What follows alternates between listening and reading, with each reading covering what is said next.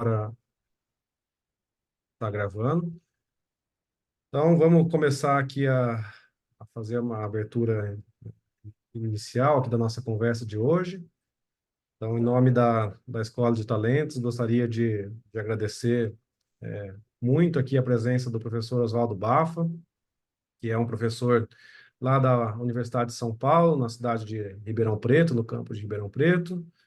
E o Bafa, a gente pode falar que no Brasil ele é um dos pais aí do biomagnetismo, então tem uma vasta contribuição em diversas áreas aí. Então, por exemplo, eu que trabalho com ressonância, apesar de não ter trabalhado diretamente com o Bafa, mas os orientadores da minha orientadora foram colegas do Bafa, então, de certa forma, eu sou um filho distante aí, científico do Bafa.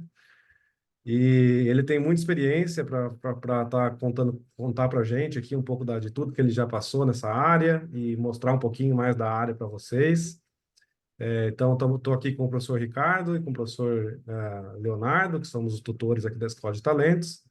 E a gente, então, gostaria de dar a palavra para o professor Bafa para estar fazendo a sua apresentação e depois a gente ter um tempo no final aí para tirar as dúvidas e as curiosidades dos nossos alunos que estão aqui com a gente hoje. Então, obrigado, Bafa, por aceitar o nosso convite e fica à vontade aí para fazer a Bom, sua fala. eu é que agradeço a oportunidade de estar aqui para falar para jovens, né, que eu acho que é o nosso futuro. A gente precisa fazer esse trabalho de se comunicar melhor ainda com as gerações que estão vindo. Então, é uma alegria muito grande estar aqui hoje, né, nesse horário, numa Semana Santa para nós, né, falando sobre a nossa pesquisa, tá? E eu preparei aqui, eu tenho uma apresentação PowerPoint que eu queria colocar. E aí eu vou fazer a apresentação, vocês depois me interrompem, não sei como vocês querem fazer. Deixa eu ver aqui como é que eu faço, que eu não estou muito acostumado a usar aqui, share screen, Isso. aí venho para cá, share, ok. Aí eu coloco no modo apresentação aqui, é isso, né? Assim, não, tem que colocar aqui, peraí. Eu acho que só que você tem que compartilhar, para aparecer a apresentação, você tem que compartilhar a tela inteira, não só o PowerPoint. Eu não sei como você compartilhou. Se quiser Ah, tá. tentar deixar a tela cheia, a gente pode ver se... Então eu tenho que deixar a tela, peraí, tem que deixar a tela cheia do PowerPoint. Nossa, na hora de compartilhar... tá certo, Ah, estamos vendo a entrou, sua... tá Tá certo. passando? Tá. Legal. Então tá bom. Quer dizer, eu vou falar então aqui hoje sobre essa história do biomagnetismo, né? Então, nós vamos falar na realidade sobre o magnetismo que está presente nos seres vivos, né? E as medidas que a gente pode fazer, que poderiam, numa analogia com a eletrofisiologia, ser chamada de medida magnetofisiológica de vários órgãos. E que tipo de informação isso pode oferecer para a gente, tá? Bom, sempre que a gente pensa em magnetismo, né, e no ser vivo, tem duas possibilidades da gente ver essa interação, né? Tá aí biomagnetismo, né? Então, bio é vida, magnetismo, magnetismo, tá? Então, uma primeira possibilidade é a gente aplicar campos magnéticos, né, no sistema biológico, nesse caso aí, nesse casal, né? E aí a gente olhar quais são as reações que esse sistema, vamos chamar assim, né, tem, tá certo? Isso daí normalmente é chamado de magnetobiologia e é uma área de pesquisa antiquíssima, né? Se vocês forem na biblioteca e pegar um livro lá bem antigo de física, vocês vão ver experimentos em que o pessoal crescia sementes no campo magnético para ver se tem alguma interferência ou não, tá certo? Isso é feito há bastante tempo. E mesmo nos dias de hoje, né, tem muita pesquisa que se faz para ver qual que é o efeito do campo magnético nos seres vivos, né? Eu me lembro que uma vez aí na Unicamp, um pessoal queria entender o efeito das ondas eletromagnéticas no comportamento, né? Então, fizeram experimentos onde você tinha antenas de celular e aí diziam que isso afetava o comportamento das pessoas, etc. Então, isso tem uma gama de aplicações muito grandes e, normalmente, nessa área, o sujeito... Vocês estão vendo o pointer aí? Não, estão, né? O mouse? Estamos sim. Então, normalmente, o detetor é a própria pessoa, né? Ou seja, você pega uma cultura de células, faz ela crescer no campo magnético e fora do campo magnético e compara uma com a outra. Então, o detector é a própria pessoa, tá? Tem uma outra área que é o seguinte: eu pego e vou medir o campo magnético que esse ser vivo produz, e daí eu vou tentar, então, ver que informação esse campo magnético pode me dar acerca do ser vivo, tá? Essa é a área que a gente chama de biomagnetismo. Então, ela está, digamos assim, vendo o campo magnético que o nosso corpo produz, e daí o que eu posso tirar de informação. Recentemente, surgiu uma área que, de alguma maneira, conecta essas duas coisas. E a gente chama isso aqui de estimulação magnética transcraniana. A gente também trabalha com isso aqui, mas a gente não vai ter tempo de falar sobre isso hoje. E a ideia é que eu vou aplicar, então, campos magnéticos no cérebro da pessoa, e daí eu vou ver o que isso pode trazer de alteração, medindo agora o campo magnético que depois o cérebro vai voltar a produzir, tá certo? Então, nesse caso, eu estou usando aqui um detector de campo magnético, como vocês vão ver, e não a própria pessoa para ela informar o que está acontecendo. Então, isso aqui a gente chama de biomagnetismo, tá? Bom, muito bem, vocês já devem ter visto aí que eu posso produzir campo magnético de várias maneiras, né? Eu posso ter correntes elétricas, tá certo? Que produzem campos magnéticos, né? Então, eu tenho aqui um fio, se esse fio leva uma corrente, a gente usa a regra da mão direita e sabe que um campo magnético vai ser produzido aqui, linhas fechadas. Se eu tenho um anel, eu também vou ter um padrão de campo magnético, um solenoide. Se eu tiver aqui um ímã permanente, também vai ter campo magnético, né? A Terra também vai ter campo magnético. Então, vocês veem que correntes elétricas e partículas, né? No caso aí, substâncias paramagnéticas ou ferromagnéticas produzem campo magnético. Normalmente, no corpo humano ou nos seres vivos, a gente vai ter correntes elétricas e a gente vai ter substâncias paramagnéticas. A gente não tem, no corpo humano, normalmente, marcadores ou substâncias ferromagnéticas. A gente pode introduzir, como eu vou mostrar para você, um marcador ferromagnético e daí fazer uma monitoração do que pode estar acontecendo no corpo dessa pessoa, tá? Bom, então aqui, nessa transparência, a gente dá uma ideia de todos os campos magnéticos que a gente pode medir no ser humano. Eu vou focar aqui, essencialmente, no ser humano, mas essa área tem aplicações também em pequenos animais, plantas e por aí afora, tá? Então, a gente tem, olhando aqui nesse corpo, né? A gente começa com o pulmão aqui, né? O pulmão é responsável, então, por receber o ar, daí ele troca o oxigênio que está no ar, né? Recebe o ar rico em oxigênio, vai trocar esse ar com os alvéolos que estão ricos agora em CO2, o CO2 vai ser expelido, e dessa maneira a gente faz, então, a oxigenação do sangue, né? Bom, o pulmão, eles têm uma área enorme, mais ou menos do tamanho de uma quadra de tênis. Então, se a pessoa estiver inspirando um ar poluído que tem eventualmente partículas magnéticas, o pulmão vai ficar magnetizado. Então, eu posso medir a quantidade de partículas magnéticas que eu tenho no pulmão, contaminantes, através de uma técnica magnética, o magnetismo imerso, tá? Esse campo tem uma intensidade típica de nanotesla. Tesla, então, é a unidade de campo magnético, né? O campo da Terra é 20 microtesla, e esse campo aí é 1000 vezes mais fraco que o campo da Terra, tá? Bom, a outra fonte de campo magnético que eu tenho aqui no corpo são os músculos, de uma forma geral. Então, o músculo do meu braço, tá certo? Musculatura estriada, né? E se eu fizer um movimento, eu vou poder medir um campo magnético que é produzido aqui. O próprio coração, ao bater, né? Ele tem, então, uma contração, e essa contração ela é produzida por uma atividade elétrica, e ela gera uma atividade elétrica. Então, eu posso fazer um magnetocardiograma. Quando a gente vai no médico fazer um eletrocardiograma, ele mede justamente essa atividade elétrica do coração.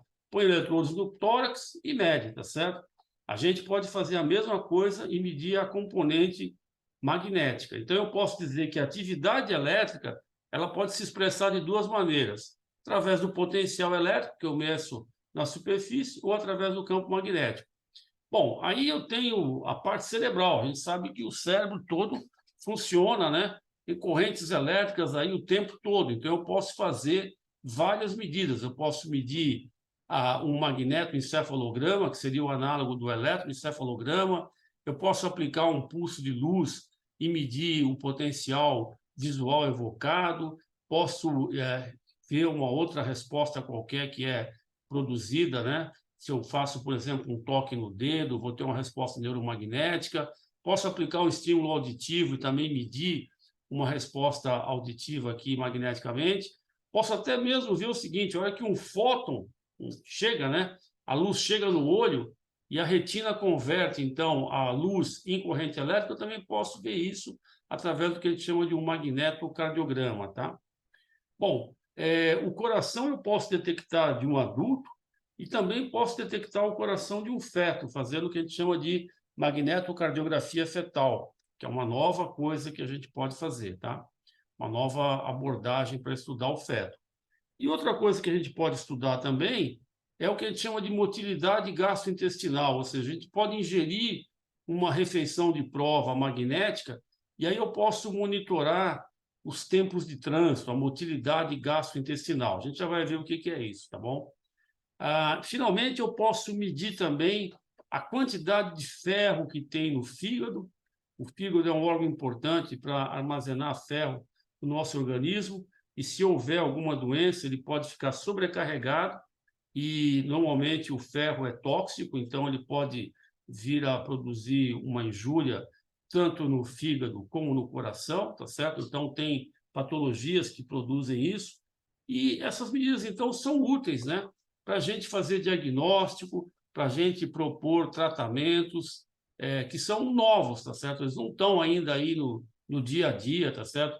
Ninguém acho que foi agora no médico e falou, vai fazer um magnetocardiograma. Isso ainda é um objeto de pesquisa, tá certo? Bom, então, todos esses órgãos podem ser estudados do ponto de vista magnético, tá bom? Bom, a questão que se coloca é o seguinte: por que isso não é comum, né? Por que não está no dia a dia? Por que o médico não pede isso? Nessa transparência, a gente mostra isso. Vamos ver o que está mostrando aqui. A gente tem no eixo horizontal a frequência. Então, esses campos eles são campos que flutuam, eles são alternados, eles não são constantes, eles têm uma variação temporal. Então, aqui eu tenho desde milihertz até, né, kilohertz, que está colocado aqui, tá certo? E nesse eixo vertical, eu tenho, então, a intensidade do campo. Então, veja, o campo magnético da Terra está aqui, ó, 20 microtesla. Aí a gente começa a olhar, por exemplo, os campos que eu quero medir. Se eu quiser medir o campo do magnetoculograma, vai estar por aqui, ó. Então, ele já é bem menor que o campo da Terra, tá? Se eu quiser medir o magnetocardiograma, o campo vai estar nessa faixa de frequência e de intensidade. Esse campo do coração, ele tem 1 milhão de vezes, a intensidade dele é 1 milhão de vezes menor que a intensidade do campo da Terra. Se eu pegar agora o campo magnético do cérebro, que é o magnetoencefalograma, nós estamos falando de campos que são 1 bilhão de vezes mais fracos que o campo da Terra. Então, veja, a gente tem um desafio muito grande aqui, que é medir campos muito fracos, né, em presença de um campo estático, mais ou menos estático da Terra, porque ele tem variações diuturnas, né, que é muito maior, e, além disso, a gente vive numa civilização que tem rede elétrica para todo lado. Então, aqui vocês têm, por exemplo, o que seria o ruído típico de um laboratório. Olha, tem essa faixa que está aqui, e todos esses picos que estão mostrados aqui, é os 60 Hz que a gente tem e os harmônicos dele. Então, a frequência da rede, ela é, sim, um grande agente de interferência. Então, medir isso aqui é complicado, porque envolve, ao mesmo tempo, ter que ter um detector muito sensível de campo magnético e ter que fazer essa detecção em presença de um ruído ambiental muito grande. Eu costumo brincar que o desafio é mais ou menos como mostrado nessa transparência. Isso aqui é uma uma imagem composta, né? Em que a gente sairia a meio-dia e veria todas as estrelas ali do firmamento, tá? E a gente não vê as estrelas. Por que que a gente não vê ao meio-dia? Porque o Sol, né, que é a nossa fonte de ruído aqui, não permite que a gente consiga ver as estrelas, tá? Só à noite, quando o Sol se esconde, né, a gente aí consegue ver as estrelas, tá? É mais ou menos esse desafio que eu tenho para medir esses campos. Eu tenho que arrumar uma maneira, de alguma forma, isolar o ruído e, com isso, conseguir ver o sinal de interesse, tá? Bom, então eu vou falar um pouquinho agora sobre as várias aplicações, o que que a gente consegue fazer, tá? Então, falar um pouquinho sobre a magnetocardiografia, né? E aí eu estou listando pessoas que já trabalharam comigo nesse projeto, são todos ex-alunos, tá certo? Que trabalharam comigo, à exceção do professor Wakai aqui, que é professor, e a Silvia. O resto foram todos alunos aqui do grupo, e sem eles a gente não teria feito nada, tá? Bom, essa área de magnetocardiografia é a área que deu origem ao biomagnetismo, tá? E esse trabalho, o trabalho publicado em 62, e ele é feito por esses dois pesquisadores aí, né? O Bowley era aluno do McPhee e ele teve essa ideia de querer medir o campo magnético do coração. E como é que ele fez isso, então? Ele fez da forma mais simples que a gente poderia imaginar. Ele falou, bom, se tem um campo que está oscilando, eu posso, então, fazer uma bobina, né? Enrola uma bobina, então esse campo pode ser detectado com essa bobina. Então, ele fez um par de bobinas, como está mostrado aqui, só que não era uma bobina simples, tinha 1 milhão de voltas, tá? Um fio bem fininho, né? E daí ele foi lá, eles estavam lá em Nova York, né? Foram para uma região lá de floresta, no meio do mato, e daí conseguiram detectar aqui o eletroencefalograma, nessa parte de baixo, e aqui o magnetocardiograma, pela primeira vez. E publicaram, então, nessa revista, que é o American Journal of Cardiology, se não me engano, tá certo? E aí isso deu uma American Heart Journal. Aí isso deu, assim, as pessoas começaram, pô, dá para medir o campo magnético, o que eu posso fazer com isso? E aí começou, então, essa área, tá certo? As pessoas começaram a medir o campo magnético. Medir campo magnético com bobinas como essa daí é muito complicado, porque, primeiro, ela fica muito grande, e aí fica do tamanho do coração, você não consegue medir em pontos diferentes, que é uma coisa importante, como a gente vai ver, tá certo? E as pessoas começaram, então, a pesquisar. Bom, os sistemas que existem hoje para medir esse campo magnético é uma coisa desse tipo que está aqui, ó. É um grande recipiente, como se fosse uma garrafa térmica grandona, tá certo? Lá dentro a gente tem hélio líquido e nós temos um detector que é chamado SQUID. SQUID é uma sigla para dispositivo supercondutor de interferência quântica. É um dispositivo super sensível, um dos mais sensíveis que a gente pode inventar para medir coisas. Sempre que tem que medir alguma coisa muito pequena, né, muito difícil, o pessoal pensa no SQUID. Tá certo? Até ondas gravitacionais, o pessoal quer usar um SQUID para medir, tá certo? Então, nesse caso aqui, a gente tem 64 sensores, a pessoa deita aqui e você consegue medir o campo magnético em 64 pontos separadamente, tá?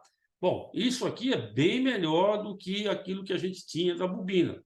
Porém, tem um problema, a gente tem que trabalhar com hélio líquido, né? E hélio líquido, a gente já vai falar agora em seguida, é uma coisa que está ficando cada vez mais difícil de mexer, tá? Bom, então, por conta disso, recentemente surgiu novos sensores, tá? E esses sensores são baseados na ótica, na física atômica, né? Então, a gente tem hoje o que a gente chama de magnetômetros oticamente bombeados, e aqui a gente tem os squids.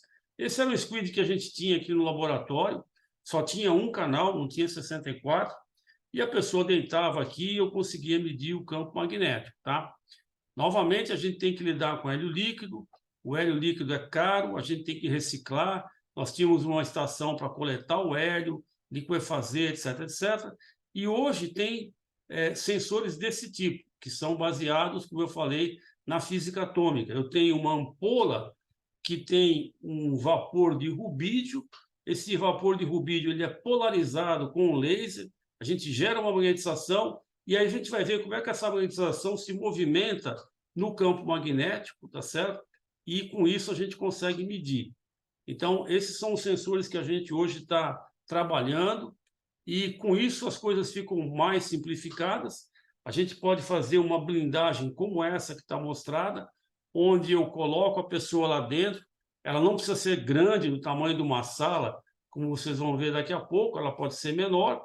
Aqui vocês veem, nós temos 7 sensores, cada sensor pode medir em 2 direções, eixo Z em uma direção perpendicular ao eixo desse cilindro, e a gente está usando esse sistema hoje para fazer o que a gente chama de magnetocardiografia fetal. Ou seja, se tiver um feto que tem uma suspeita de arritmia cardíaca, a mãe pode vir aqui, deitar sobre esses sensores, e a gente vai conseguir detectar o batimento cardíaco do feto, batimento a batimento, e com isso, então, dizer que tipo, quer dizer, passar essa informação para o médico. Nós não somos médicos, mas o médico vai poder dar o diagnóstico e dizer, olha, tem uma arritmia do tipo A, do tipo B, e o tratamento tem que ser assim ou assado, tá? Totalmente não invasivo, não existe nenhum eletrodo que é colocado, nada, a pessoa só aproxima desses sensores e eles vão ser, o sinal vai ser detectado, tá? Muito bem. Aqui é outra visão da blindagem.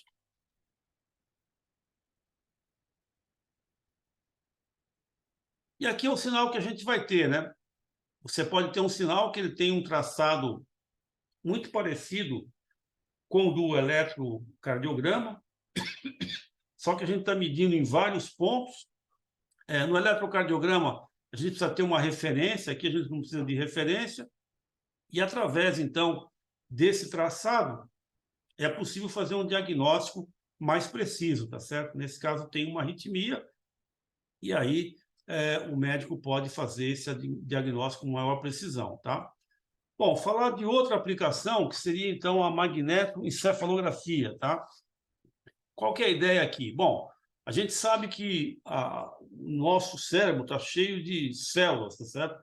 A célula importante ali, uma das células importantes, são os neurônios. Então, tudo funciona baseado nessa célula. Nessa célula, o neurônio está para a neurociência, assim como o átomo de silício esteve ou está para física da matéria condensada, ou o átomo de hidrogênio para a física atômica, tá certo? É um modelo relativamente simples que permite a gente entender tudo o que está acontecendo aí. Bom, como é que o cérebro funciona, então? Bom, tem, de alguma maneira, a gente tem esses dendritos que estão aqui, tá certo? Chegam conexões sinápticas, chega uma informação, e daí o cérebro vai computar. Dependendo da quantidade de estímulos que chega, ele vai disparar ou não. Na hora que ele dispara, essa célula aqui, então, vai produzir um dipolo de corrente elétrica, tá certo? E esse dipolo de corrente elétrica, então, depois vai se propagar através do axônio e vai para a segunda célula. Então, é assim que o cérebro vai funcionando, é uma sequência de disparos, né? De modo que, se eu excito de alguma maneira o cérebro, eu vou ter, então, essa seta vermelha aqui, que é produzida. O que é essa seta vermelha? É uma corrente elétrica que começa num ponto, termina no outro, e é como se fosse um elemento de corrente elétrica. Então, como a gente falou antes, correntes elétricas vão produzir campos magnéticos. Então, a gente pode medir o campo magnético que é produzido pelos neurônios. Bom, um neurônio só não dá para medir. É muito pequeno o valor dessa corrente, tá certo? A gente não vai conseguir medir um neurônio só. Então, aqui a gente tem esse potencial pós-sináptico, que vai dar origem a uma corrente, e aqui a gente tem o potencial de ação, que vai se propagar pelo axônio, tá? Bom, então a gente vai ter o seguinte, um conjunto de neurônios, a gente pode modelar como se fosse, então, essa célula que está colocando aqui, e ela vai produzir um campo magnético aqui, como se fosse aquele fio, né, circular. Bom, eventualmente essa corrente vai vazar para o meio extracelular e ela vai retornar, né, para cá, porque a carga tem que ser balanceada, tá certo? E aí a gente vai ter, então, no meio extracelular, correntes elétricas também. Então, quando a gente faz uma medida... Desculpa, eu estou com uma tosse aqui que...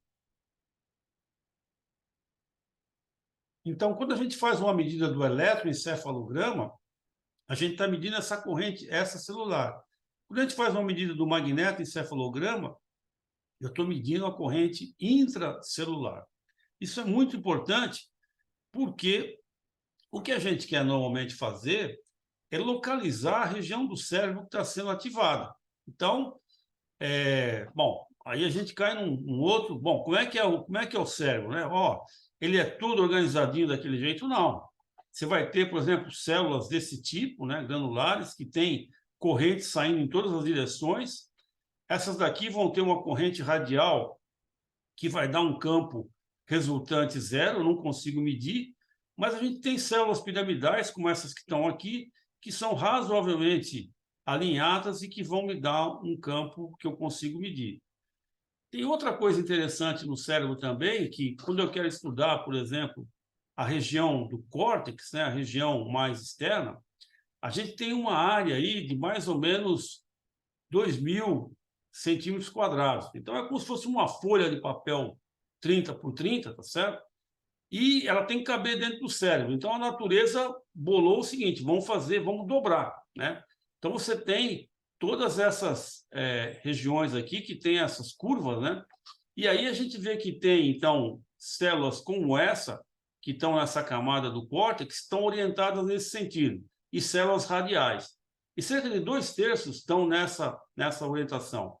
Isso é bom porque quando eu tenho uma célula orientada nesse sentido, na hora que eu pensar naquele campo magnético circular, eu vou conseguir medir o campo do lado de fora. Então, eu vou conseguir localizar melhor onde é que está essa região que está produzindo essa corrente elétrica, tá? Então, a gente tem essa situação que está mostrada aqui. Eu tenho um conjunto de neurônios que disparam, que produzem, então, correntes elétricas. Essas correntes elétricas vão, então, se somar e vão contribuir para um campo magnético que eu posso detectar no exterior do cérebro, tá? Bom, com isso, então, a gente consegue localizar essa região que está sendo excitada, que está sendo ativada no cérebro, tá? E nessa transparência a gente mostra, então, por que a magnetoencefalografia ela é mais interessante do que a eletroencefalografia quando se trata de localizar a origem da região que está sendo ativada.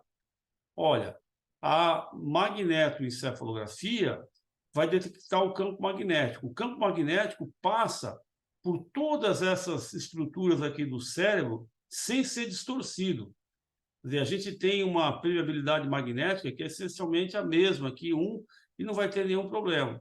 Agora, desse lado de cá, quando eu tenho o eletroencefalograma, olha o que está acontecendo. A corrente vai sair, ela vai percorrer o tecido do cérebro, depois ela vai encontrar, sei lá, dura mater, que é uma resistividade diferente, ela vai se desviar, depois ela vai encontrar a caixa craniana, que tem outra resistividade, ela vai se desviar, depois a pele até que eu consigo medir. Então, eu tenho uma distorção muito grande e para eu conseguir localizar onde está essa fonte aqui, eu preciso ter um modelo muito preciso do meu cérebro para poder, então, fazer essa localização. No caso do magneto é mais simples, tá?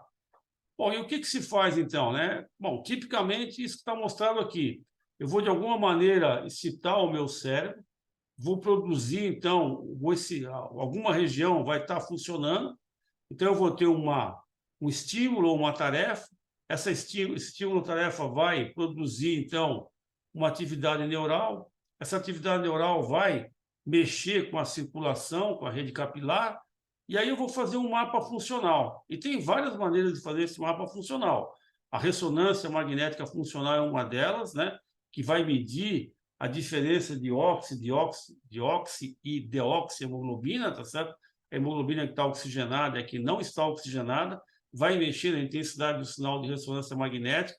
Eu posso ver isso. Eu posso fazer também uma tomografia de difusão óptica no infravermelho, que é esse NIRS-DOT. posso fazer a medida do eletroencefalograma e do magnetoencefalograma. A diferença é que, quando eu faço a medida de MEG e do EG, eu estou medindo diretamente a atividade neural. E quando eu faço essas outras abordagens, eu estou medindo um efeito que é associado à atividade neural, que é esse aporte de oxigênio que o organismo vai fazer.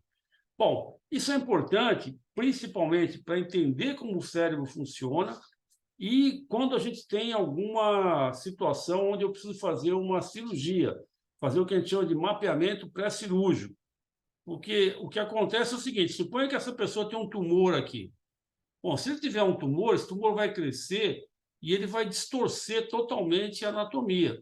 Então, se você perguntar para o médico, olha, o neuroradiologista, posso operar ou não posso? Eu vou lesar essa pessoa ou não vou lesar? Alguma área eloquente vai ser afetada ou não? Ele fala, eu não sei, porque não é o que eu estou acostumado a ver aqui. Então, você precisa fazer esse mapeamento funcional para você poder, então, dizer se a cirurgia vai fazer mais bem do que mal, certo? Então, essa é uma das aplicações disso, tá? Bom, só para vocês terem uma ideia, né? Então, se eu pegar aquela região foi ativada, imagine que aqui eu tenho uma corrente entrando aqui no plano, então o campo magnético vai estar saindo de um lado, entrando no outro, e eu posso, então, mapear em vários pontos, como está mostrado aqui, e daí, então, eu vou ter esse mapa, né, o extremo, um lado que sai, outro lado que entra aqui, tá certo? E a minha atividade neural vai estar localizada aqui. Eu posso pegar essa informação e sobrepor ela numa imagem anatômica e saber qual região que está sendo ativada, tá certo?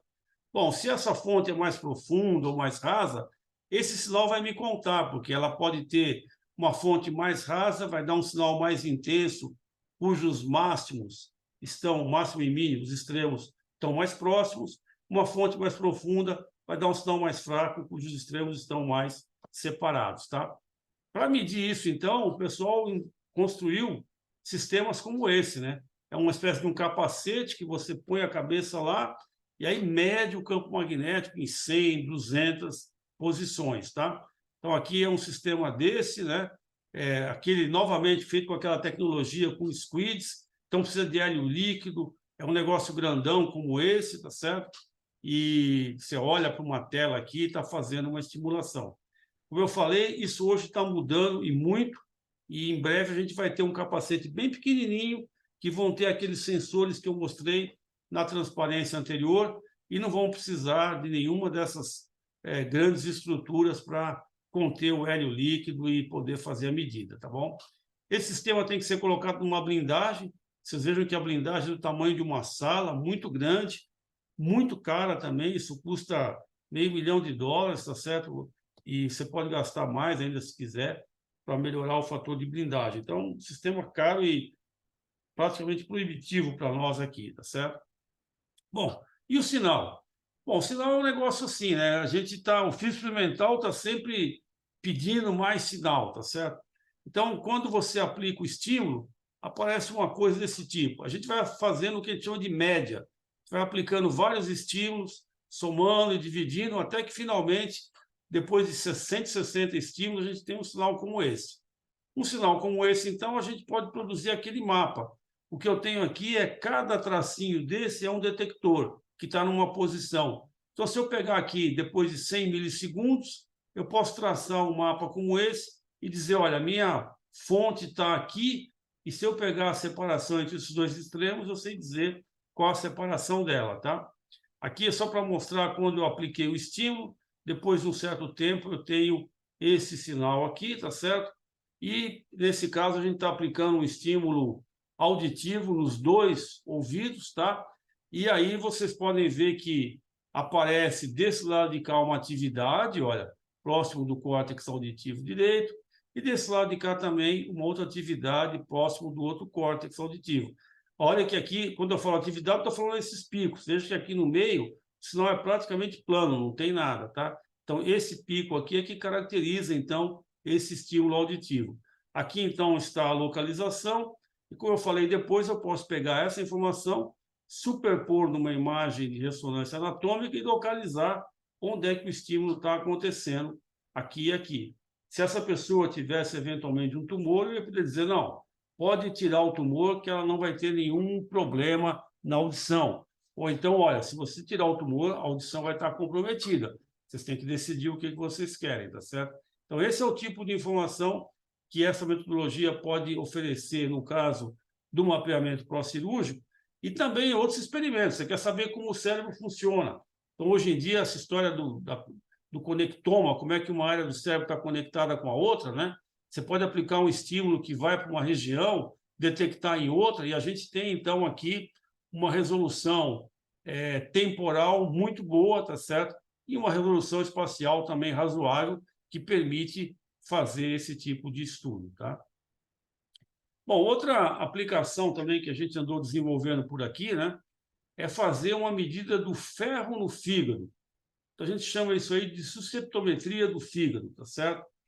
E aí, o que a gente quer fazer? Bom, aqui tem um fígado de rato, né? 2 fígados de rato. O normal, o A, e o B anormal. Esse B é de um animal que foi induzido o que a gente chama de uma hemocromatose, ou seja, uma sobrecarga de ferro.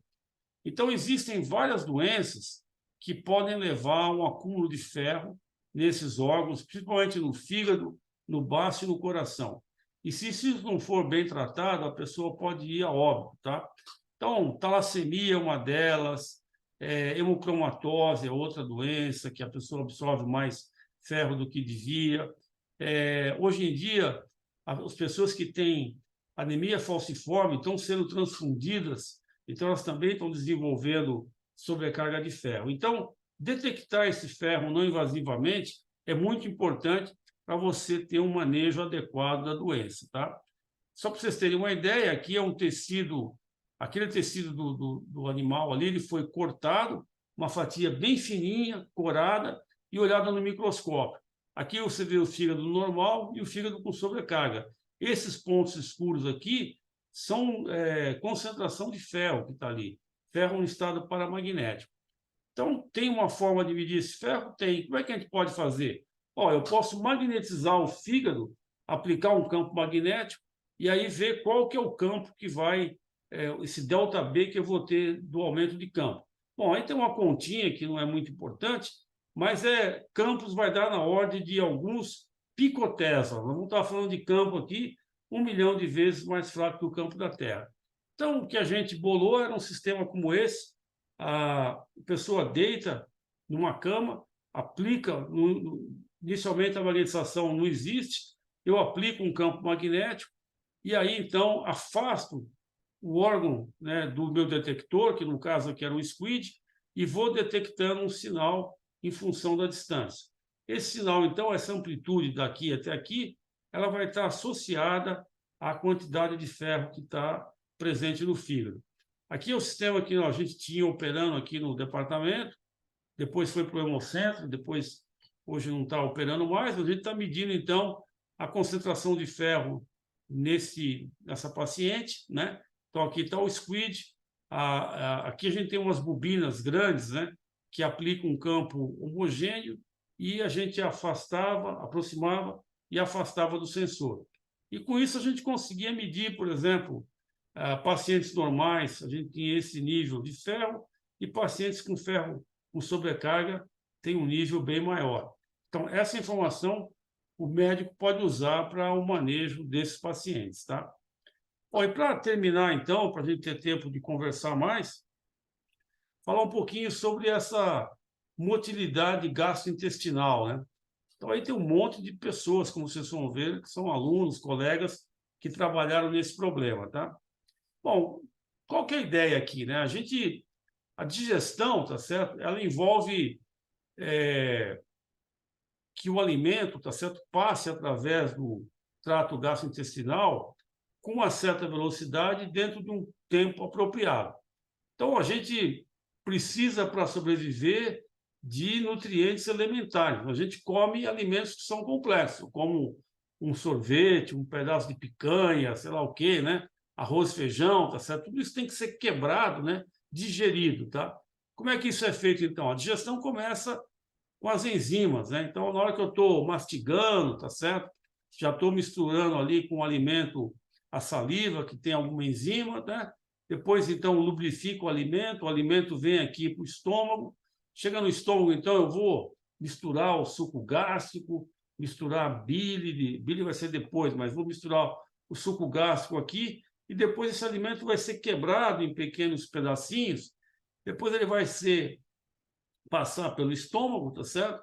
E vai passar pelo intestino, onde aí sim a gente vai ter bile e outras enzimas, tá certo? Que vai dissolver a gordura, vai dissolver as proteínas, quebrar as proteínas em aminoácidos que vão ser absorvidos. Depois chega no intestino grosso, a água tem que ser retirada e a gente vai ter que expelir, então, esse alimento, tá? Bom, tudo isso daí para funcionar precisa de sinal elétrico, precisa de tempos adequados. Então, a gente pode, com técnicas magnéticas, acessar o que a gente chama de motilidade e os sinais elétricos, tá?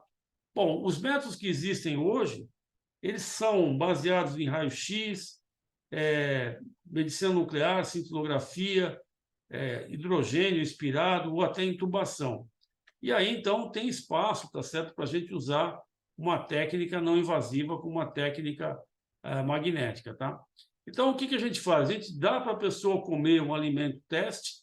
Esse alimento teste, então, tem um marcador magnético. A gente usava aqui ferrita, uma pequena quantidade de ferrita, e daí a gente usava um detector para medir esse magnetismo, tá? Pode ser um flux gate, pode ser um susceptômetro, um sensor magnético resistivo e até um magnetômetro óptico, tá? E a ideia era mais ou menos essa, quer dizer, eu tenho aqui um meio biológico, eu vou aplicar uma bobina, vai excitar essa partícula magnética, um outro detector vai detectar, e com isso eu consigo saber onde ela está. Bom, com essa técnica, né, a gente pode estudar, então, tudo isso que eu falei. A gente pode estudar o tempo de trânsito através da faringe, o tempo de trânsito esofagiano, o tempo de esvaziamento gástrico, o tempo de trânsito da boca até o cérebro, que é aqui o começo do intestino grosso, tá certo? A motilidade do intestino grosso, ou seja, vários parâmetros, tá? Então, isso é uma lista de tudo que a gente estudou usando essa metodologia, né? Como eu já falei, uma coisa que a gente fez, por exemplo, que nunca ninguém tinha medido, é como é que o alimento é misturado dentro do estômago, né? Então, nesse caso, a pessoa comia uma refeição de prova, a gente aplicava um campo magnético, como se criasse um ímã permanente, que depois ele ia perder a magnetização com o movimento de mistura que tem dentro do estômago. Conseguimos medir esse tempo. Bom, são essas coisas que a gente pode fazer no caso aqui da gastrointestinal. Bom, acho que com isso eu paro por aqui para a gente poder conversar. Eu queria ouvir mais o que vocês têm dúvida aí, o que vocês gostariam de saber, tá bom? E agradecer mais uma vez a oportunidade e espero que alguém daqui continue depois e vá trabalhar em biomagnetismo, né? Excelente, foi muito, acho que didático aí para a gente ter uma noção de tudo que pode ser feito com o biomagnetismo. E agora, então, eu gostaria de abrir aí Eu para... paro de parar aqui, de mostrar isso, acho que é melhor, né? pode parar de compartilhar, que aí acho que Tá. aparece a carinha de todo mundo, né? Acho que Isso, fica mais legal. fácil para a gente conversar. Então, eu já vejo aí que eu vou abrir para perguntas, eu já vi aqui que o Gabriel Valério já levantou a mão. Então, Gabriel, pode inaugurar aí a conversa com o Bafa, então, para a gente começar a tirar as curiosidades de vocês. Dá para me ouvir bem? Minha internet está Sim, bem sim, estou ruim. te ouvindo bem, estou te ouvindo. Boa noite, doutor. Muito obrigado pela presença na apresentação. Aprendi muito. Eu não conhecia muito sobre biomagnetismo.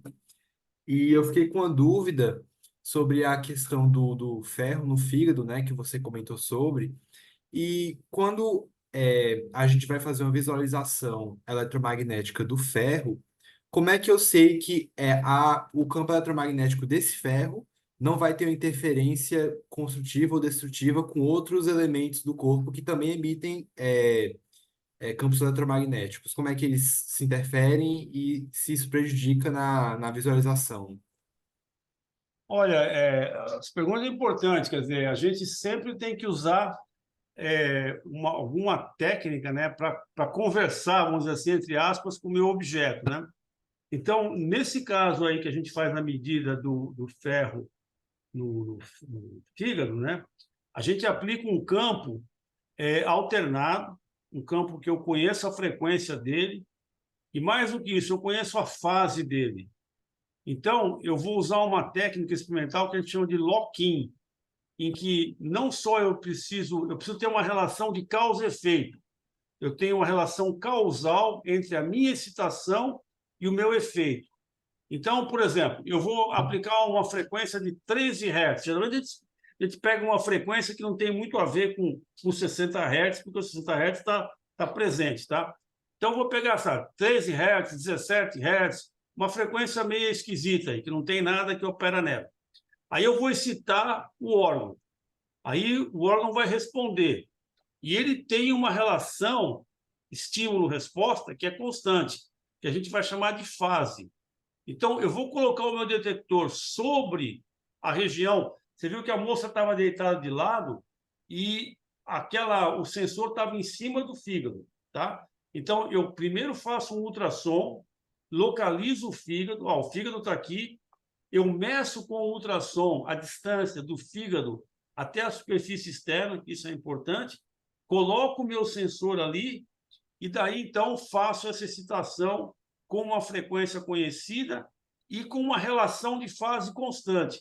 Então, mesmo que apareça um 17 Hz na mesma frequência, mas se ele for ruído, ele não tem essa relação causal que eu te falei.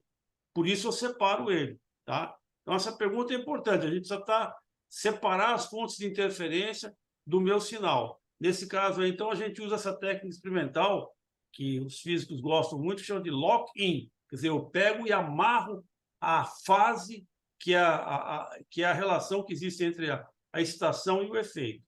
Tá? Esse lock-in se escreve prender dentro, né? Lock com CK, né? Ah, sim. LOCK-IN. Quer dizer, eu travo, é uma relação de fase. Então, eu pego o sinal que eu estou excitando, eu mando ele para esse aparelho, né? E o sinal que eu detecto também vai para esse aparelho. E daí a gente faz uma operação que chama correlação. Eu correlaciono os dois sinais e só aquele sinal que mantém a fase é que vai ser detectado. Entendi, entendi. Obrigado.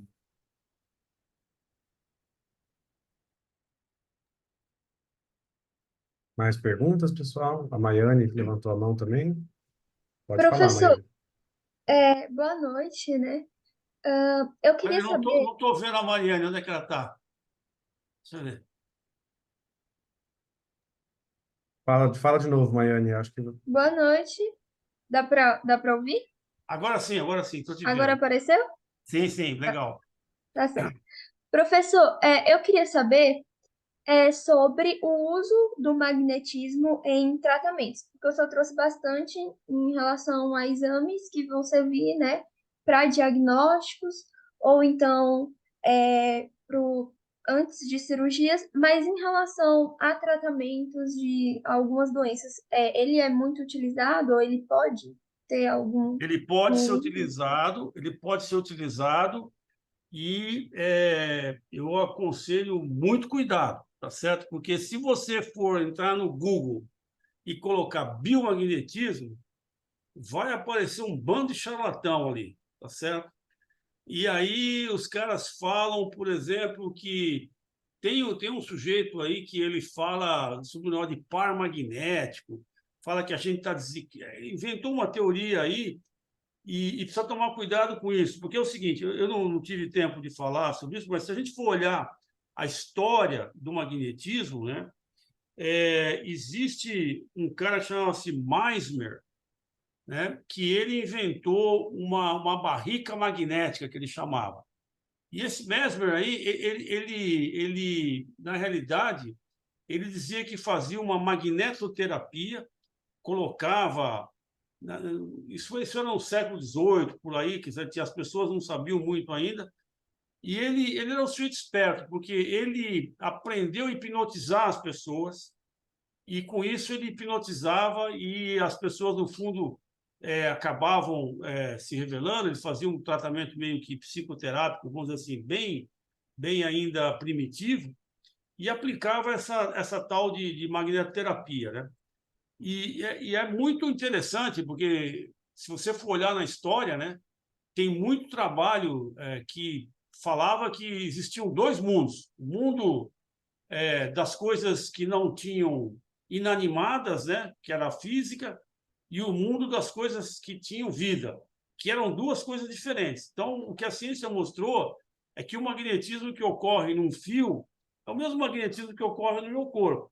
Tem um trabalho, inclusive, do Faraday, muito interessante, que ele mostra, ele pega uns peixes elétricos, que a gente já trabalhou aqui também, que chama carapó, e ele mostra que ele tem o mesmo magnetismo que teria uma corrente, etc. Tá? Bom, por que eu estou falando isso? Porque precisa tomar cuidado que hoje tem água magnética, colchão magnético. Quando eu era pequeno, as velhinhas que tinham reumatismo usavam uma pulseira magnética, né? Depois teve um cara que inventou um sapato magnético, que você punha no salto do sapato e disse que curava reumatismo, um monte de coisa. Ó, isso não funciona, tá? A única coisa que eu posso dizer que existe hoje e que tem base científica é aquilo que eu falei no início, que é a estimulação magnética transcraniana. Então, o que a estimulação magnética transcraniana faz? Você aplica um campo de pulso magnético intenso no cérebro. Esse pulso de campo magnético ele produz uma despolarização dentro do cérebro. Então, o magnetismo é simplesmente uma via para eu poder excitar eletricamente o cérebro e, com isso, então, fazer um tratamento. Tá? Existem algumas teorias que mostram que, quando a pessoa tem depressão, por exemplo, existe um desequilíbrio entre os hemisférios cerebrais. Um hemisfério está mais excitado que o outro. Então, se você der um estímulo magnético, ele vai penetrar dentro do cérebro e vai estimular esse lado, e daí ele vai ficar equilibrado. E isso, aparentemente, tem teorias que mostram que a pessoa fica mais, ela sai da depressão quando ela não consegue controlar farmacologicamente. Então, esse é o tipo de terapia que eu acho que hoje está ganhando substância, está ganhando, vamos dizer, consistência científica.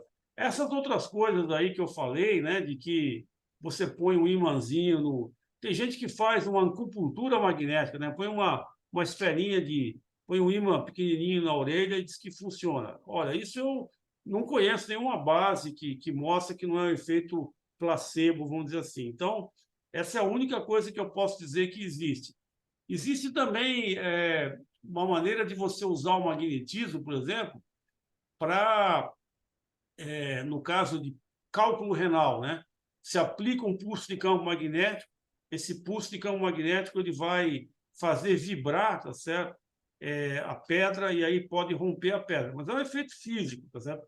Essas são as coisas que a gente sabe que existe por aí. Pode fazer também com ultrassom, mandar uma onda sônica focada que vai arrebentar a pedra, tá? Seriam os dois casos que eu me lembro hoje que existe de terapia, tá? O resto é mais diagnóstico, né? As aplicações são de diagnóstico e de pesquisa do funcionamento dos órgãos, como eu falei aí, tá bom?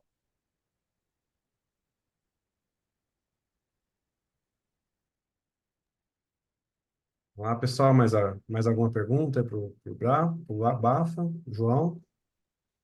Boa noite, professor. Obrigado Não, pela sua presença. Eu estava nesse assunto, né, de biomagnetismo, eu achei algo sobre magnetotaxia, né, que é um processo que alguns micro-organismos têm de se orientar com o campo magnético, né? Aí eu fiquei pensando se seria possível usar essas bactérias magnetotáticas, né, com essa propriedade, em exames de ressonância magnética ou por questões de ética ou segurança, né? Usar nanopartículas derivadas dessas bactérias como agentes de contraste, né? Teria essa tem sim. possibilidade? É o seguinte, esse ponto é importante, né? A gente tem uma pesquisa aqui no Brasil muito importante sobre bactérias magnéticas, né? E, bom, começou acho que lá no Ceará, né? Com até o pai do Draulio fez pesquisa sobre isso. Depois tem um grupo do CBPF, né? A Darcy, o Henrique Lins de Barros, agora da Valos, esqueci o primeiro nome dele, a Eliane, tá certo? Weinberg, esse pessoal todo fez esse tipo de pesquisa. Então, o que o pessoal descobriu? Bom, descobriu que as bactérias acabam biomineralizando o ferro que está na água e ela produz um cristal muito bom. Ela produz nanocristais de uma qualidade muito boa, certo? E aí ela forma aquela cadeia, então, de nanocristais de ferro, que funciona como uma agulha de bússola, né? E ela usa isso, então, para nadar, tá certo? Se ela é uma bactéria anaeróbica, ela vai querer nadar para o fundo da água, onde tem menos oxigênio e onde tem mais nutrientes. Se ela é aeróbica, ela vai querer ir para cima. Então, ela usa isso para poder se orientar. E algumas pessoas já fizeram isso, já usaram culturas de bactérias para produzir nanopartículas. Só que o rendimento é muito pequeno. Então, se você usar essas bactérias, vai ter que fazer, eu não sei, não conseguiram, é difícil você manter esses bichos vivos, tá certo? E produzindo durante muito tempo. Então, o que o pessoal faz é optar pela síntese, né? E aí o método de produção de nanopartículas, que é mais comum, é a coprecipitação, que produz em grandes quantidades, mas tem uma certa dispersão de tamanho, e tem um método que chama termodenaturação, que produz partículas que são mais controladas, mas aí tem mais umas dificuldades. Mas isso, em princípio, seria possível, você usar vamos dizer assim, essas bactérias para produzir nanopartículas que depois poderiam ser usadas como agente de contraste. Agora, para usar como agente de contraste, depois que você produziu a nanopartícula, você vai ter que provavelmente cobrir essa nanopartícula com uma camada que protege o nanocristal, porque senão ele pode oxidar e perder a sua magnetização, e vai ter que funcionalizar ela, ou seja, ligar alguma molécula que pode se ligar ao seu alvo. Se você quiser, por exemplo, fazer um agente de contraste que vai num tumor, ela tem que se ligar a esse tumor para você poder identificar. Então, essa é uma área de pesquisa importante e bastante ativa também, tá? E aí o magnetismo pode entrar para localizar onde está, então, a nanopartícula, né? E com isso falar, não, aqui está o tumor. Então é hora de fazer a intervenção ou usar a ressonância magnética também, né? Essas nanopartículas vão produzir gradientes de campo e vão poder, então, mudar os tempos de relaxação e, com isso, dar um contraste de imagem muito bom. Muito obrigado. Obrigado, eu. Mais perguntas, pessoal? Sofia? Boa noite. Eu Noite. queria perguntar sobre Eu dei uma pesquisada anterior sobre o biomagnetismo e eu vi algumas coisas sobre o squid, mais especificamente sobre o microsquid, que ele traz uma resolução um pouco mais alta. Só que eu não entendi muito bem como ele funciona para eles trazer essa maior resolução. O senhor sabe alguma Então, coisa? posso. É o seguinte, os squids, em geral, eles são dispositivos com dimensões micrométricas, tá? Bem pequenininhos. Então, quando eu quero medir, por exemplo, o meu coração, o seu coração, eu tenho um órgão que tem dimensões de centímetros, tá? Então, se eu pegar esse detector e colocar aqui próximo do coração, eu vou ter um sinal muito pequenininho que eu não vou conseguir detectar. Então, o que a gente faz? A gente faz o que a gente chama de um transformador de fluxo. O que é isso?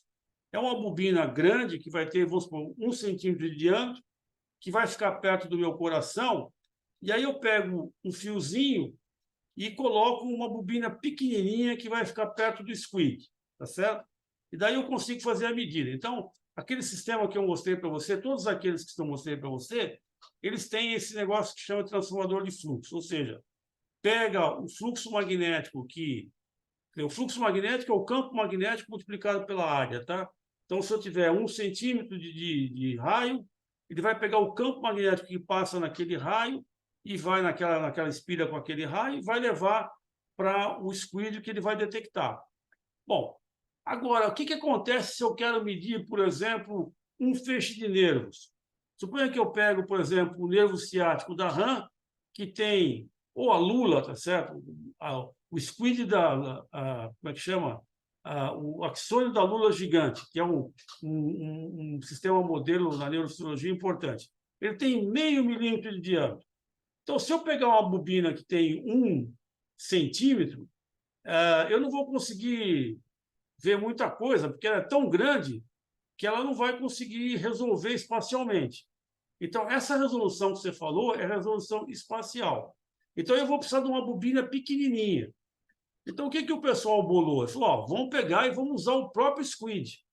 Então, você pega o próprio squid, coloca ele, então, próximo da minha célula, e aí eu consigo medir.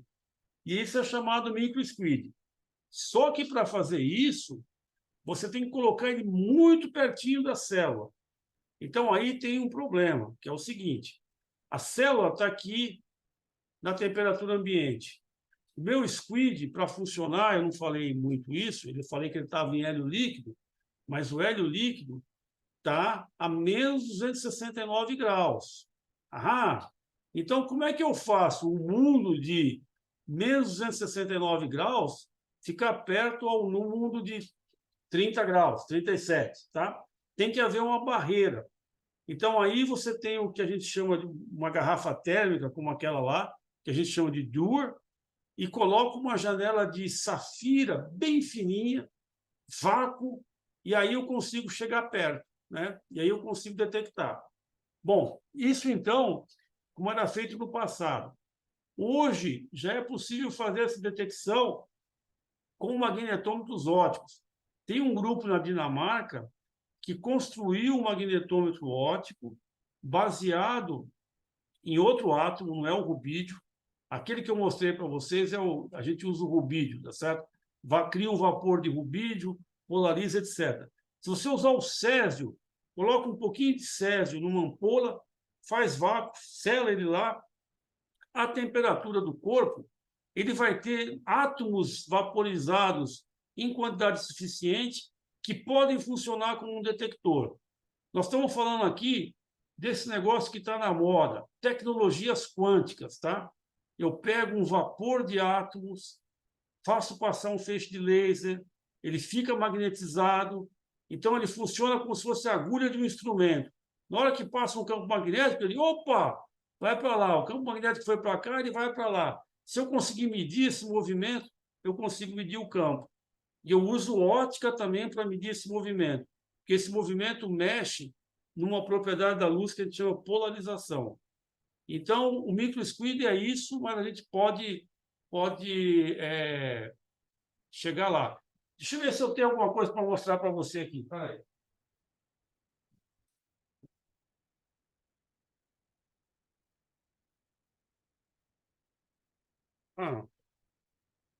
Olha, tem aqui, deixa eu ver se eu consigo mostrar para você. Deixa eu ver.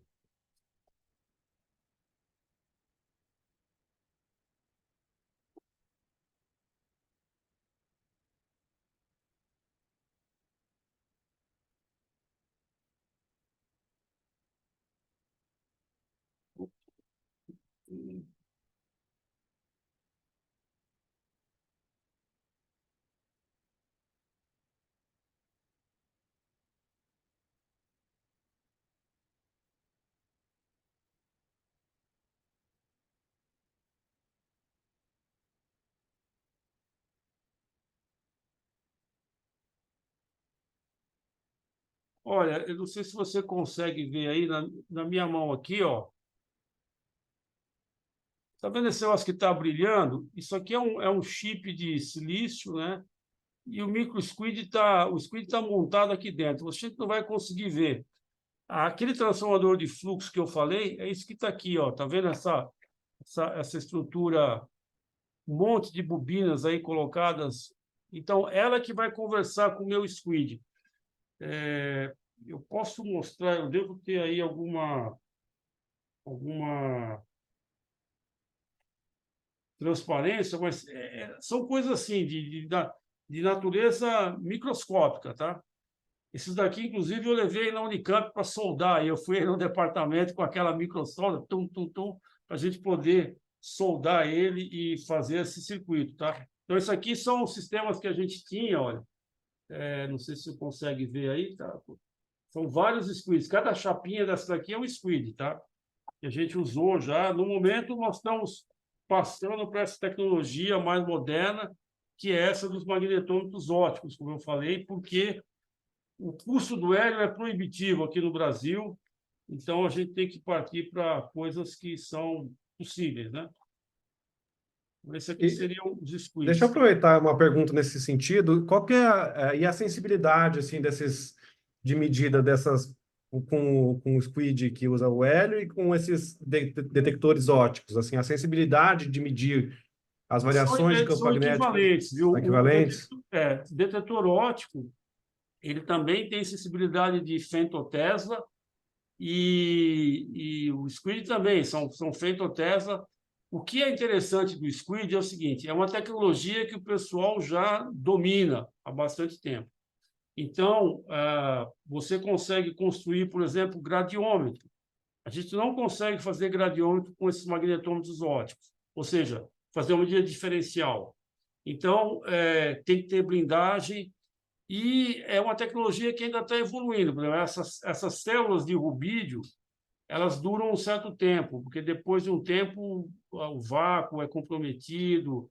Sabe como é que são esses negócios? Porque ela tem que trabalhar, o rubídio tem que trabalhar a uns 130 graus, mais ou menos, para ele sublimar do estado sólido para o gasoso e criar esse vapor. A vantagem do rubídio é que você usa um laser barato, você usa um laser que está no seu mouse, tá certo?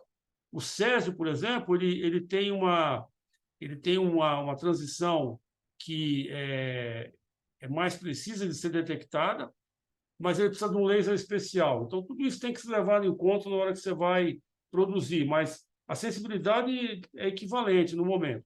Uma coisa que não é igual é a largura de banda. Com os OPMs, eu consigo chegar até uns 100 Hz, mais ou menos. Com os squids, eu posso ir até onde eu quiser, tá certo? Squid é usado desde DC até, sei lá, kilohertz, megahertz. Isso aí depende do... Você produz ele como você... ele não tem essa limitação, né? Então, E a blindagem para uma sala com esse detector é muito diferente? Como é que é para tentar então, a blindagem a gente é essencialmente a mesma, a gente vai ter que usar um material de alta permeabilidade, né? Mas como a blindagem é menor, você gasta menos. Então, a gente construiu essa blindagem que nós temos aqui, mais ou menos foi, acho que, uns US$ 50.000. E uma blindagem de tamanho de uma sala é uns 600 mil, pelo menos. Então, a gente consegue fazer ali. É lógico que ali você não tem, a pessoa tem que ficar deitada, né? Então, não tem mobilidade. Os grupos que estão pesquisando magnetoencefalografia com os magnetômetros ópticos, eles põem uma espécie de uma touca, uma mochila, e a pessoa pode andar numa sala. Então, você tem uma condição mais natural, vamos dizer assim, de estudo. E isso pode ser importante para alguns estudos onde você quer justamente não quer restringir movimento, tá certo? Coisa desse tipo, tá? Mas é parecido com uma... Quer dizer, quando o cara entra numa ressonância, também tem que ficar quietinho ali. É o mesmo caso nosso aqui. Tá certo? legal? Pessoal, mais perguntas para o Bafa? Pode ser perguntas aí de, né, de Qualquer tanto, tipo, qualquer tipo. Se de não tanto souber, de eu falo, não sei, não tenho vergonha de falar, não. E a tanto gente... técnicas como de alguma experiência que ele tenha passado aí, aproveitem para tirar qualquer tipo de curiosidade que tenha nesse sentido aí.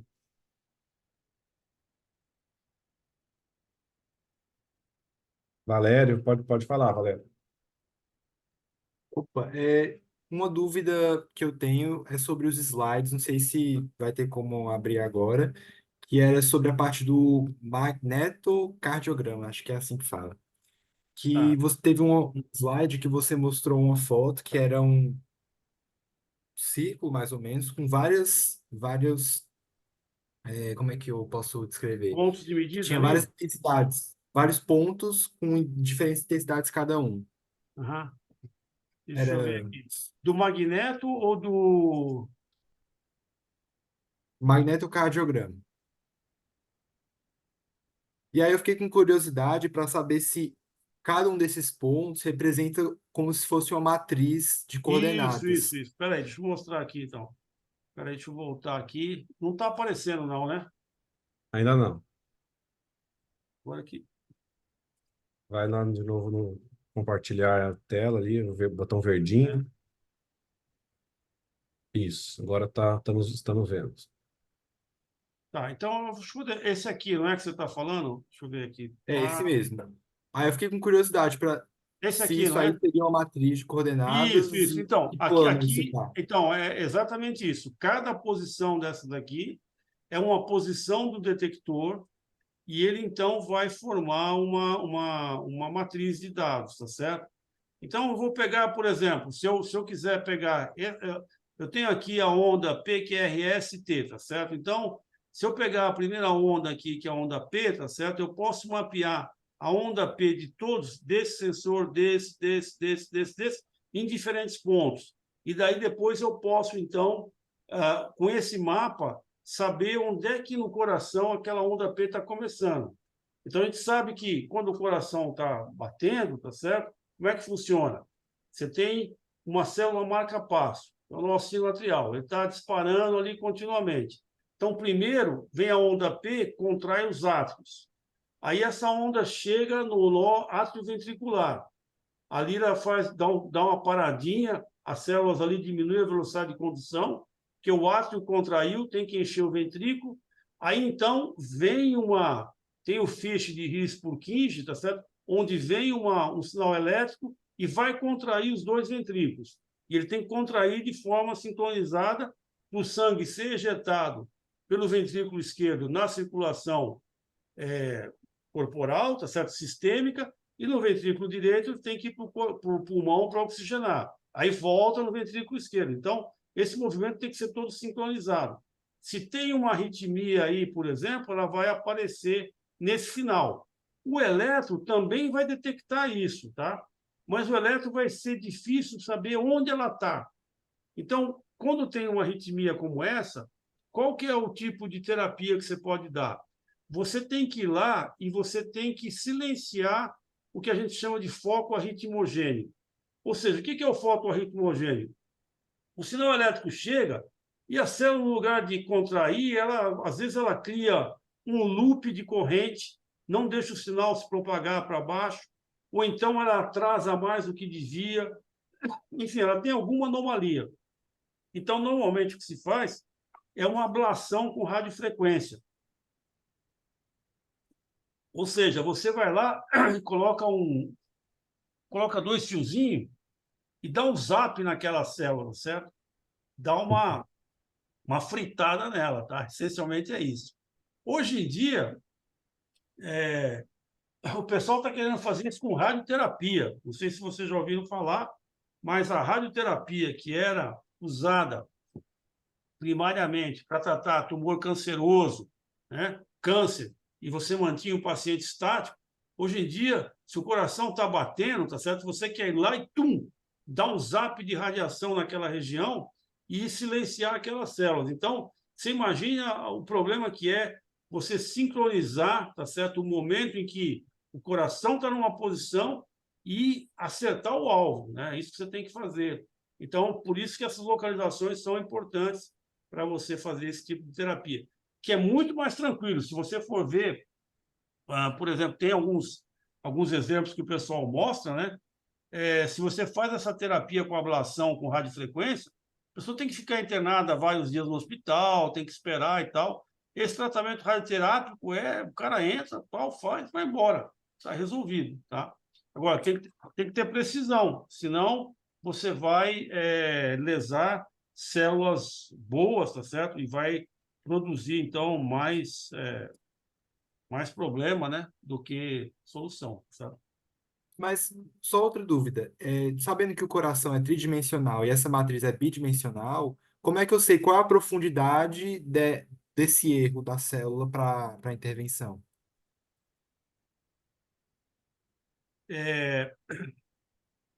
Bom, o coração primeiro você vai estar sabendo a posição, não é isso?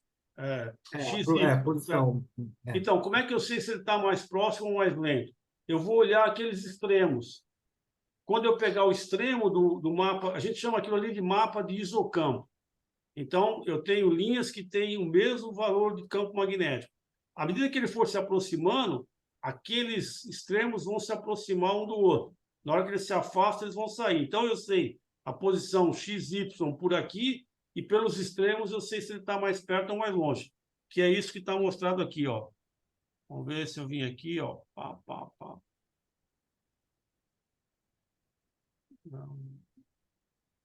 Aqui, ó.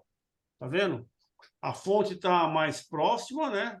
E está mais longe. Então, esse mapa que está aqui, esse anterior, é como se esses dois, essa parte escura, vermelha e azul, ela se aproximasse e se afastasse durante o ciclo cardíaco. Tá? Sim, Essa sim. seria a ideia. Ah, entendi, entendi. Obrigado. Ainda temos tempo para uma ou duas perguntas, pessoal? Alguém quer fazer Eu estou mais alguma? adorando, a gente pode ficar aqui até as 10. Perguntas muito boas, vocês estão de parabéns aí. Fizeram.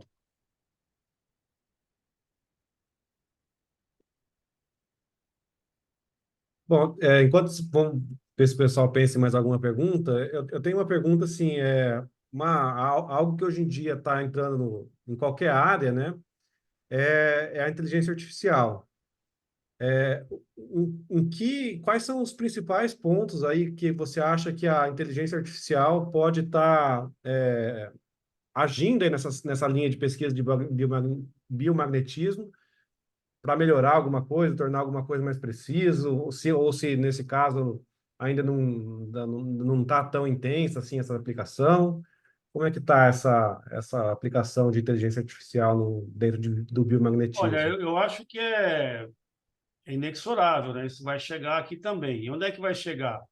Acho que vai chegar justamente na identificação de padrões, né? Porque você pega, por exemplo, eu não tenho aqui, vai demorar para eu achar, porque eu tenho muita, mas, por exemplo, se você pega uma arritmia cardíaca, tá certo? Você tem uma série temporal. O coração está batendo, tá certo?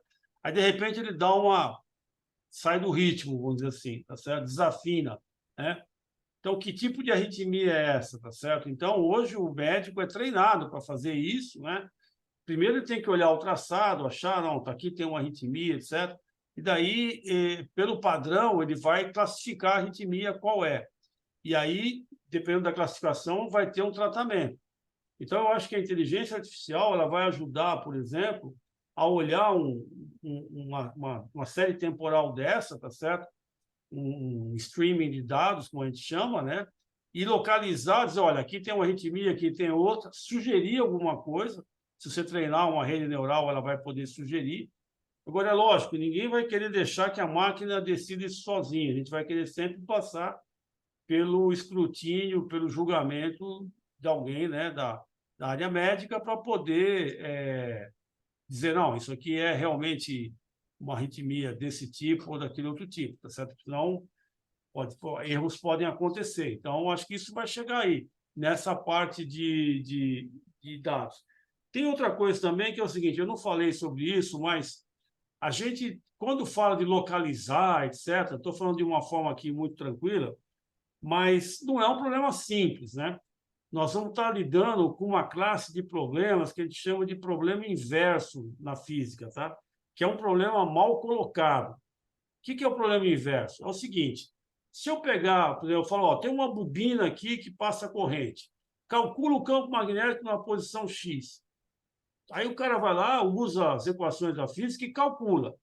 Agora, se eu falar para você, eu tenho um campo aqui na posição X, na posição R, sei lá, me diz qual a fonte de corrente. Na hora que vocês vão fazer essa coisa que é a inversão, né? Uma coisa é o problema direto, sair da corrente e chegar no campo. Para sair do campo e chegar na corrente, tem várias soluções. O problema não é único, é um problema mal colocado, como a gente chama. Então, aí eu acho que a gente vai poder usar inteligência artificial, sim, para ajudar a condicionar o problema. Porque Se você pegar, se você falar, eu tenho um filamento de corrente numa posição, se eu fizer XYZ mais 3 ângulos, se eu fizer 6 medidas, eu construo uma matriz e consigo inverter. Só que não é assim na prática, porque o seu sinal tem ruído, aí o ruído, então, deixa o problema indefinido e você tem muitas soluções. Você pode achar até que a fonte está fora do cérebro. Então, você tem que condicionar o seu problema. Eu acho que aí a inteligência artificial vai ajudar bastante também, nessa parte de resolver o problema inverso. Bacana. Mais perguntas, pessoal? Já estamos no horário aí, mas ainda dá tempo de repente, tirar mais uma ou duas curiosidades rápidas aí.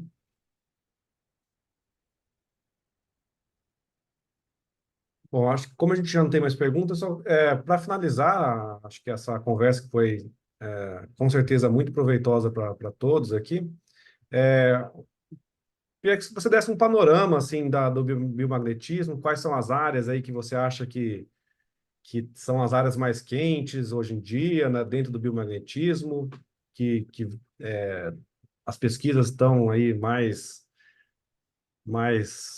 pegando fogo, e o que você acha aí da área para o futuro, para a aplicação, quanto, como vão ser as aplicações do biomagnetismo no futuro, em termos de hospital, né, de produto médico, que hoje em dia ainda está mais em caráter de pesquisa, mas como que você vê essa expansão do biomagnetismo saindo da área de pesquisa e penetrando aí, né, o mercado comercial da área da saúde, por exemplo?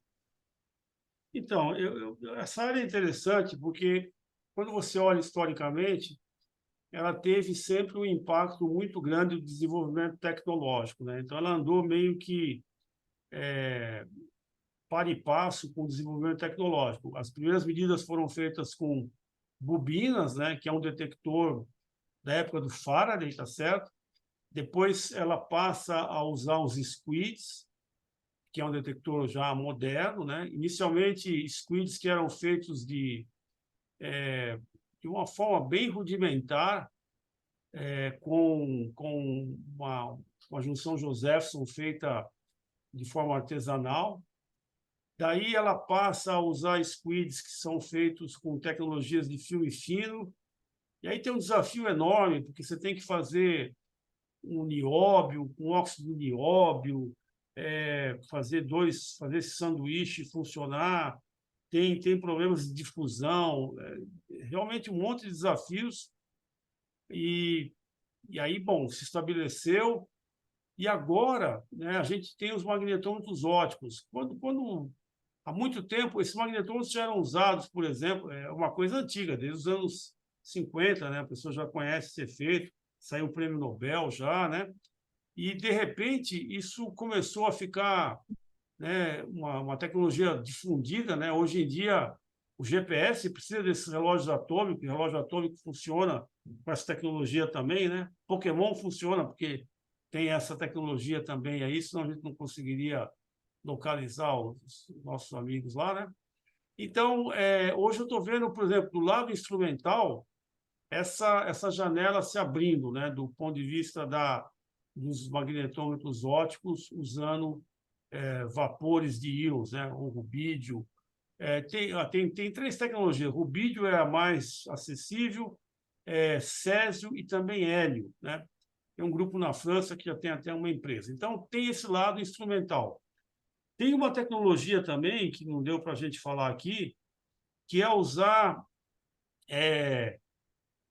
diamante. Quer dizer, se você pegar um cristal de diamante que tem nitrogênio, você tem uma vacância lá e você consegue usar o spin que tem no diamante para fazer detecção. Então, aquele negócio do microsquid que a Sofia perguntou, hoje em dia você pode fazer detectores com vacância de nitrogênio, tá certo? No diamante, que permite detectar. Então, tem esse lado instrumental. O lado instrumental, eu acho que na hora que essa tecnologia estiver madura e que esses detectores estiverem, digamos, mais robustos, ele vai ter um impacto muito grande na clínica. E aí, eu acho que a magnetoencefalografia vai ganhar um outro patamar, porque você vai conseguir fazer essas medidas de uma forma bem mais acessível. A magnetocardiografia também, principalmente a magnetocardiografia fetal. A gente está investindo nisso aqui porque hoje tem poucos grupos fazendo magnetocardiografia fetal, tem esse lá na Universidade do Wisconsin, em Madison, com o qual a gente colabora. Tem também na Europa, na Alemanha, um grupo fazendo, e nós aqui. E é uma área que eu acho que ela está na infância, quer dizer, tem muita arritmia fetal que ela não está sendo detectada. Eu acho que na hora que a gente prover essa metodologia, nós vamos ter mais casos, né? E eu acho que é por aí, quer dizer, magnetocardiografia, magnetoencefalografia vai dar bastante, é uma área bem promissora. Bacana. Acho que o bafo caiu. Bom, vamos esperar só ver se ele vai conseguir voltar ou se ele teve algum problema de internet, alguma coisa assim, para a gente se despedir dele. Ele acabou de entrar. Ah, Só que o oi, som tá super baixo agora. fala de novo. Melhorou? Tá um pouco baixo ainda, mas dá para ouvir. Ué, o que será que aconteceu aqui? Deixa eu Agora ver. voltou, agora voltou. Tá bom. Então, nós estávamos falando das perspectivas futuras, né? Então, eu acho que magnetoencefalografia e magnetocardiografia vai ser uma área importante. Agora, a área médica é uma área extremamente competitiva, porque é difícil a gente achar uma metodologia que, digamos assim, ela resolve tudo. Na área médica, normalmente, o médico ele tem um mosaico de informações, né? Ele pega um exame daqui, outro exame dali, ele conversa com o paciente, ele constrói um quadro.